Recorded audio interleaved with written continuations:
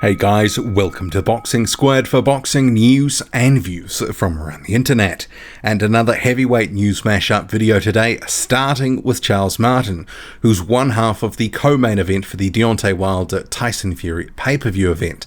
So Martin is predicting he'll stop Gerald Washington in 4 rounds. So he says, I can't wait for this, I'm not letting anything get to me, I'm just here to work. I grew up and I'm more mature, I'm ready to take on the heavyweight division. My prediction is that I'm going to stop him in 4. This is going to get me in another good spot and it'll put me on my way to get my heavyweight title back. The fight is coming at a great time in my career and I feel ready for Saturday.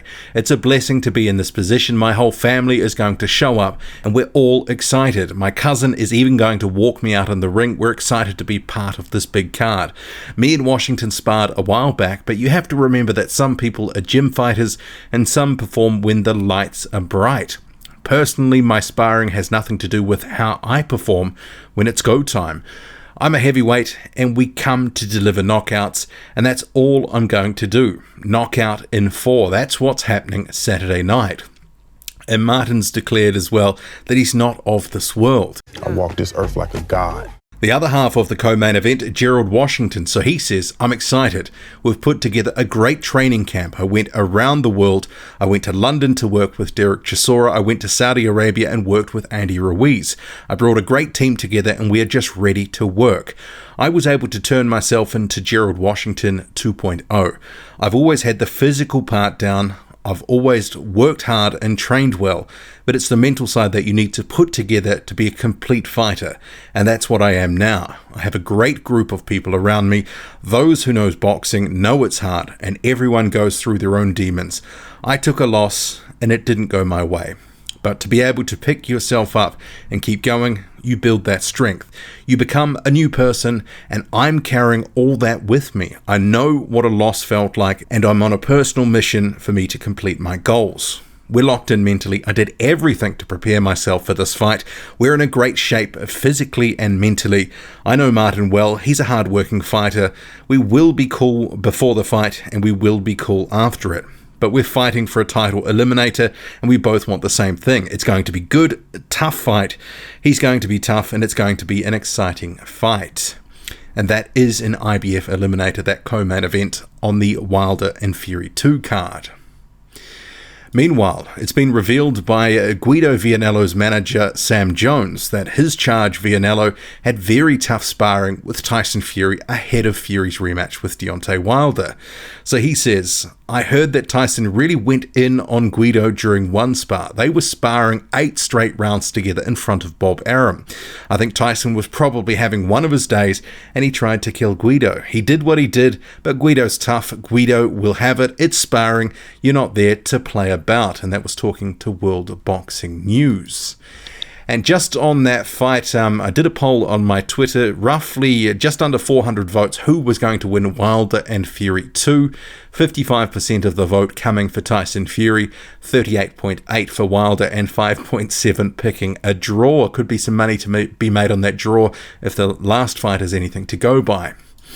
Meanwhile, Dan Rafael has revealed that the WBA have scheduled a purse bid for the long overdue mandatory fight between regular titleist Mahmoud Shah, Manuel Shah, and interim titleist Trevor Bryan.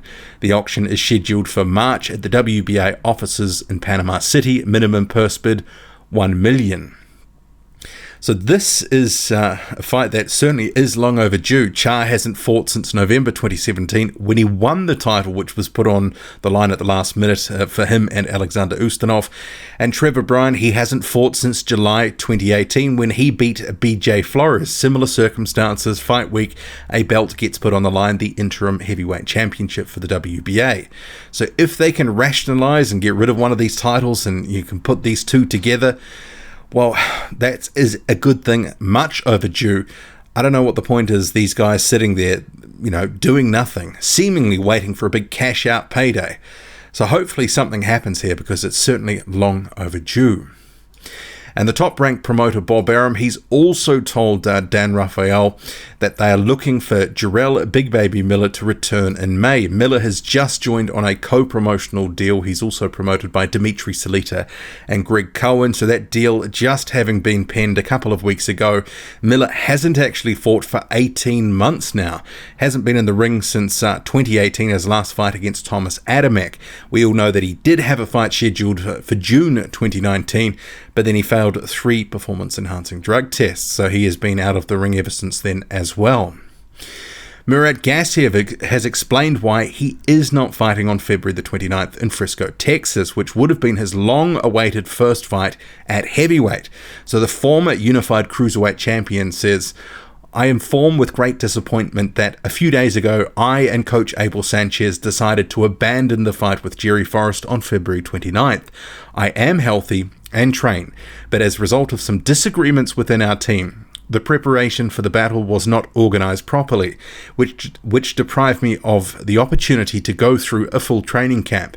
Entering an unprepared battle would have been disrespect for the fans, the opponent, and for DAZN. I hope that after the resolution of all disputes, a new date for the battle will be announced and I will be able to please my fans. Thanks for the support." So there's a bit to unpack there in a number of ways you can take some of those statements. And you do have to ask the question, are he and Abel Sanchez going to be sticking around together? Because whatever disagreements they had, I mean, Murat Gassevic's had all the time in the world to prepare for his first fight at heavyweight. Reportedly, he's been healthy for some time. I'm not convinced. But yeah, him and Abel Sanchez have had well enough time to organize a proper camp, sparring, and reportedly sparring is the issue here. So not sure what's really going on, but it doesn't sound good for Murat Gassiev and his current setup. Meanwhile, Star Boxing has put out a very interesting press release. It's interesting in the fact that there's no quotes in it. It literally just talks up Carlos Takam, which is their recent signing, and he's also, since he's joined Star Boxing, signed on a co-promotional deal with ESPN and Top Rank as well. But effectively, it's someone interviewing their typewriter, talking up Carlos Takam's chances in 2020, and that he's on the verge of a heavyweight title. So his next fight, which the details of which are in here, February the 28th against Fabio Maldonado, that's not new. But it does talk about him in such a way that you would think he's on the verge of a title. So I'm not going to go through all of this. I will post this on my Twitter, to read at your leisure. But yeah, certainly I was a little surprised to see that, and optimistic talk. But it is, and it does mention that perhaps Jarrell Big Baby Miller could be his next opponent. They are talking about Miller potentially coming back for May, and I do believe he is going to beat Maldonado. This is to come relatively handily enough.